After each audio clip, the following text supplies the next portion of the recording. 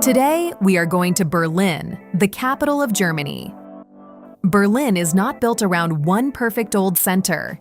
It is a city that has been broken, rebuilt, and reused more than once. That is what makes it different. Some places in Berlin are difficult because the history is difficult, but the city is not only a collection of memorials.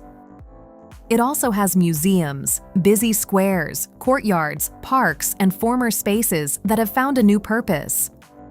For a first visit, the key is balance.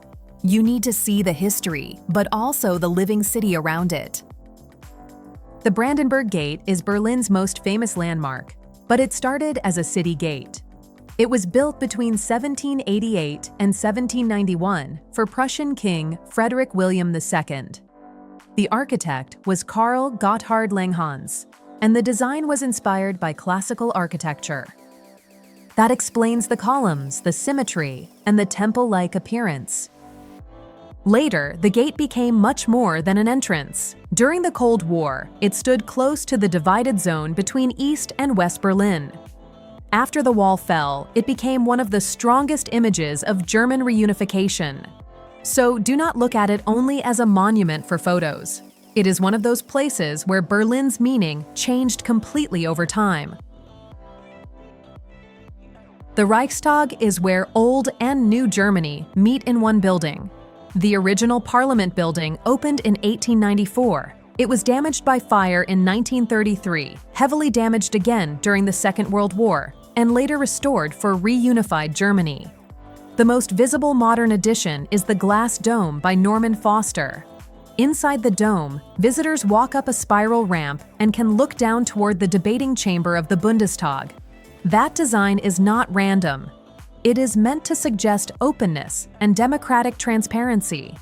So the Reichstag is not only important because politics happens there. It is important because the building itself shows how Germany wanted to present democracy after reunification. The Memorial to the Murdered Jews of Europe is one of Berlin's most serious stops. It opened in 2005 and was designed by architect Peter Eisenman. The site contains 2,711 concrete stelae arranged in a grid. They are not all the same height, and the ground changes as you walk through them. There is no single statue, no central figure, and no simple explanation carved into the blocks. That is part of the impact. The memorial gives space, silence, and discomfort instead of a traditional monument. Under the field, the information center gives names, documents, and personal stories of victims. This is not a place to rush through. It is a place where Berlin makes remembrance unavoidable in the middle of the city. The East Side Gallery is not just a colorful wall. It is a 1.3-kilometer section of the Berlin Wall along the Spree. After the wall fell, artists from 21 countries painted this remaining stretch in 1990. The result became one of the longest open-air galleries in the world. Some images became internationally famous, including the Trabant breaking through the wall and the painting of the socialist brotherly kiss. That is what makes this stop different from a normal street art wall. The concrete itself belonged to a border system. The paintings came after that system collapsed. So the East Side Gallery is not only about division. It is about what Berlin did with part of the wall once it no longer worked as a barrier. Museum Island is not one museum. It is a complete museum landscape on an island in the Spree. The 5 major museums were built between 1824 and 1930, and the ensemble is a UNESCO World Heritage Site. That long building period matters. You are not looking at one architectural idea, but at more than a century of museum planning. The island includes collections linked to antiquity, ancient Egypt, sculpture, painting, and European art. The Neues Museum is especially known for the bust of Nefertiti, while the Pergamon Museum is famous for ancient architecture and monumental reconstructions.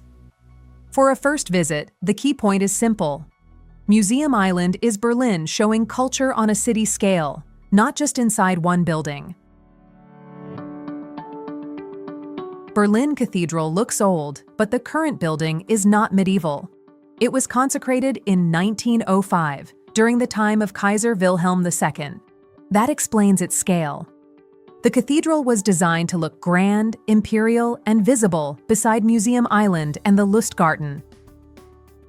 Its dome, facade, and decorated interior belong to a different Berlin than the Cold War sites. This is Berlin as imperial capital, confident, monumental, and built to impress. The Lustgarten in front of it also matters. It gives the building space to be seen, with the museums, the Spree, and the former palace area nearby. So this stop is not about pretending the cathedral is ancient. It is about seeing Berlin's imperial layer in the center of the city. Alexanderplatz gives you a very different kind of Berlin. This is not elegant Prussian Berlin or Museum Berlin. This is the big urban space of the former East. The clearest marker is the Fernsehturm, Berlin's TV tower. It opened in 1969 during the East German period and rises to 368 meters. It was built as a broadcasting tower, but also as a visible statement. You can see it from many parts of the city, which was exactly the point. Near it, Alexanderplatz still has that large, open, slightly hard city feeling. The world clock, the station, the trams, and the tower all make it feel more like a public transport and meeting zone than a polished square. Hackische Höfe is one of the lighter stops in this guide, but it still has real content. The complex was built in 1906 in Berlin Mitte. It is made up of 8 connected courtyards, hidden behind street entrances. The first courtyard is known for its Jugendstil details, with colorful glazed brick and decorative facades. What makes the place interesting is the layout. Berlin has many courtyards, but here the courtyards became a small urban system. Places to live, work, meet, shop, and go out. Today you find cafes, shops, a cinema, offices, and small passages. So this is not just a nice area. It shows how Berlin hides whole worlds behind ordinary street fronts. Kaiser Wilhelm Memorial Church is one of the clearest landmarks of former West Berlin. The original church was built in the late 19th century and badly damaged during the Second World War. Berlin did not rebuild it as if nothing had happened. The broken tower was kept standing, which is why Berliners often call it the Hollow Tooth. Around the ruined tower, a modern church complex was built in the early 1960s, including a separate bell tower and an octagonal church hall with thousands of blue glass panels inside. That contrast is the point of this place. You see the damaged old tower and the modern church beside it, memory and rebuilding in the same square. Around it, Kurfürstendamm brings in another layer of Berlin, the everyday life of the former West. So this is not just another church stop. It is a place where a ruined landmark became part of the normal city again. Tempelhoferfeld is one of Berlin's best examples of reuse. This was once Tempelhof Airport. The airport closed in 2008, and the airfield opened as a public park in 2010. What makes it unusual is that the runways are still there. People cycle, skate, walk, picnic, fly kites, and move across a space that used to be built for aircraft. It is enormous, around 300 hectares of open ground inside the city. That gives Berlin something many capitals do not have: a huge open field where the old infrastructure was not erased but changed into public space.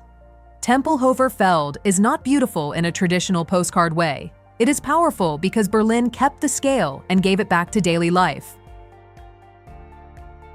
One final tip for Berlin: book the Reichstag Dome before your trip. The visit is free, but you need registration, a time slot, and ID for security. Do not leave it until the day itself. It is one of Berlin's best free views, but it only works well if you plan it in advance.